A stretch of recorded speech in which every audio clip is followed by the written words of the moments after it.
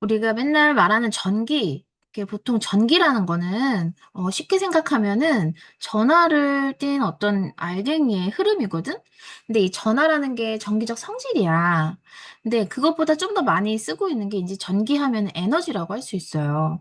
선생님이 이제 중학교 과학에서 항상 두 가지 중에 하나를 배우는 거다. 물질 아니면 우리가 에너지를 다루는 거라고 했잖아요.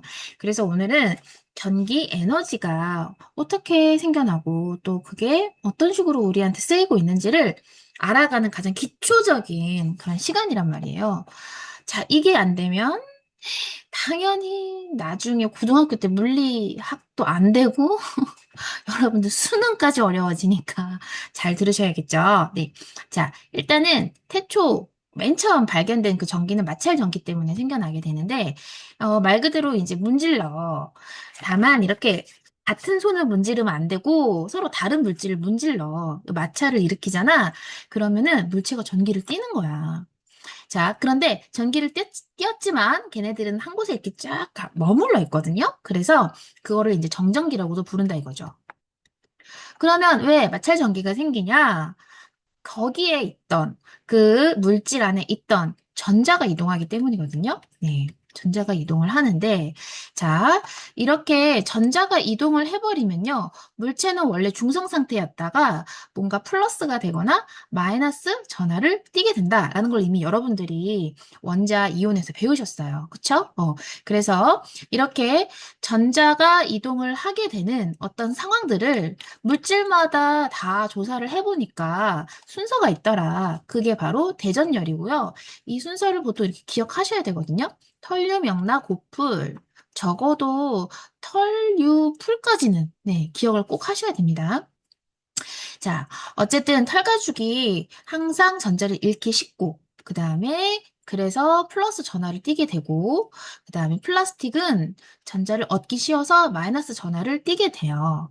자, 근데 여러분들이 이제 이미 이온을 배웠잖아요. 이온도 원자 단위에서 전자를 잃어버리면 양이온이 되죠. 그쵸? 똑같아. 어떤 이온이 아니라 전체적인 물체도, 하나의 물체도 그렇게 전자의 개수가 부족해지면은 양, 이온, 아니, 죄송합니다. 양전하를 띠게 돼요.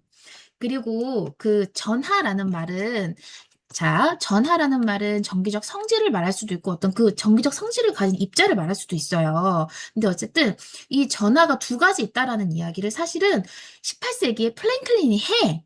그 18세기에는 굉장한 과학적 발견이 많이 나타나. 왜냐면 그 당시에 유리공예가 엄청 발달을 하거든? 유리공예, 그러니까 유리를 정교하게 깎아. 그러다 보니까 렌즈가 굉장히 발달을 하고 그로 인해서 실험 기구들이 정교해지고 현미경이 더 발달을 하고 현미경으로 막 미생물 발견하고 막 실험 도구로 화학에서 공기에 막 공기 안에 있는 기체들 막 뽑아내고 심지어 저쪽 천문학 쪽으로는 천왕성도 막 발견되는 그런 그 망원경 때문에 그런 폭발하는 시기란 말이에요. 그때 이 물리학 쪽에서도 이제 뭐 그런 어떤 여러 가지 이런 전기에 대한 실험들이 쇼처럼 많이 이렇게 이루어졌거든요. 막 사람들한테 보여줘.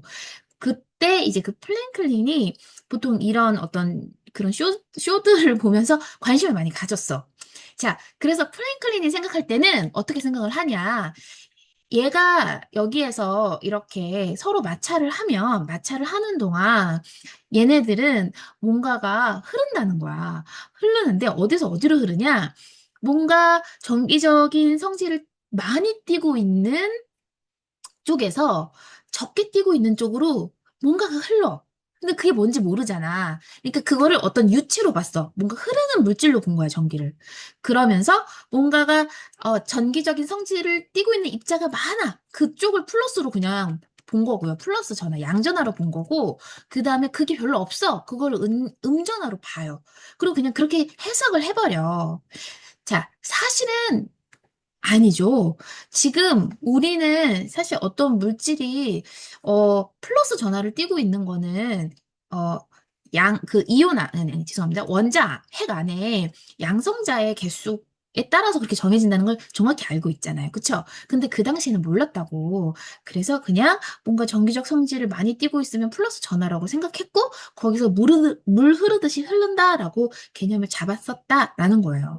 이거는 지금 제가 플랭클린 이야기를 한 거는 여러분들이 그냥 역사적인 배경을 알았으면 해서 말씀드린 거고, 나오진 않아. 그런데 일단은 기본적으로 그러다 보니까 그렇게 뭔가 플러스 쪽에서 마이너스 쪽으로 흐른다는 그 개념으로 우리가 지금까지 전류 하면은 그것도 그렇게 생각을 해요. 그쵸?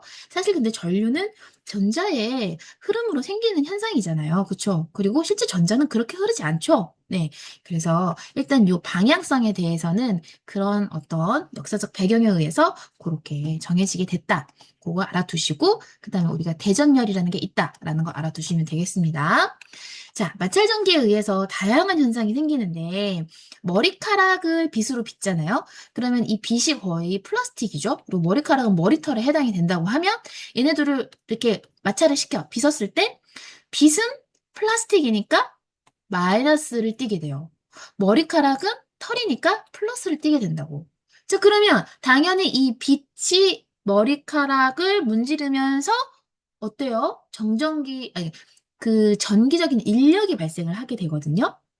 자, 여기서 제가 전기적 인력이라고 한 건 뭐냐면, 우리가 기본적으로 이온을 배우면서 다 아시잖아요. 그쵸?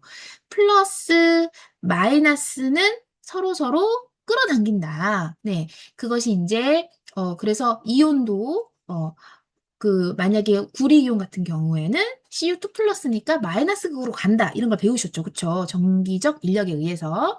여기서도 마찬가지로 그런 전기력에 의해서 끌어당겨짐을 당하고 머리카락끼리는 서로 같은 극이 되었기 때문에 서로 이렇게 붕 뜨게 돼 있단 말이에요. 그쵸?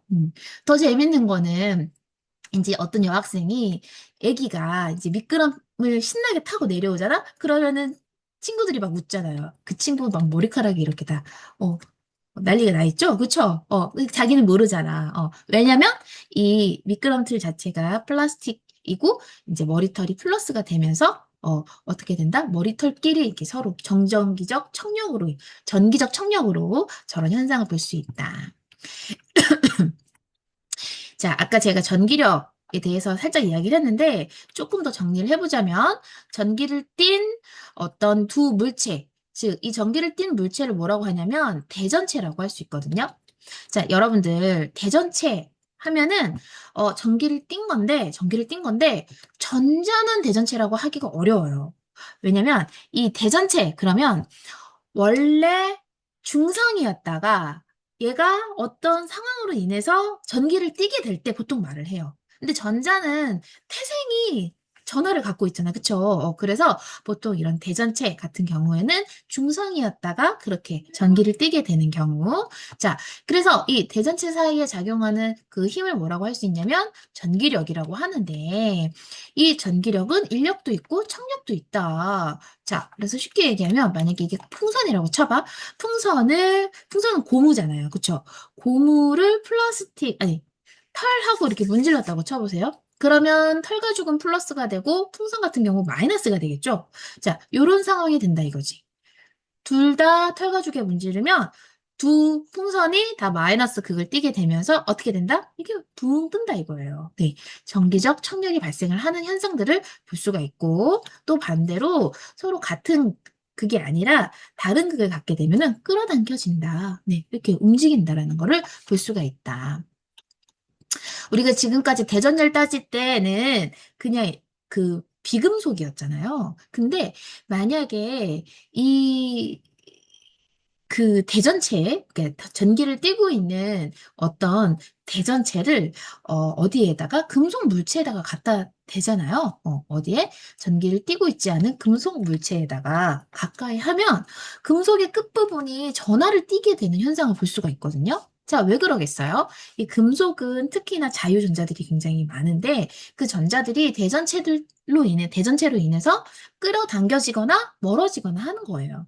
그러면은 상대적으로 이렇게 마이너스 대전체가 왔을 때는 전자가 멀어지겠죠. 그리고 여기에는 상대적으로 전자가 없기 때문에 이제 플러스 전하로 대전이 되겠죠. 그쵸? 그래서 금속 물체는 마찰을 하지 않아도 저렇게 자연히 어떤 대전을 하게 되어 있다. 자, 근데 여기서 중요한 거, 요 금속 물체는 그러면 대전을 하는 상태잖아요.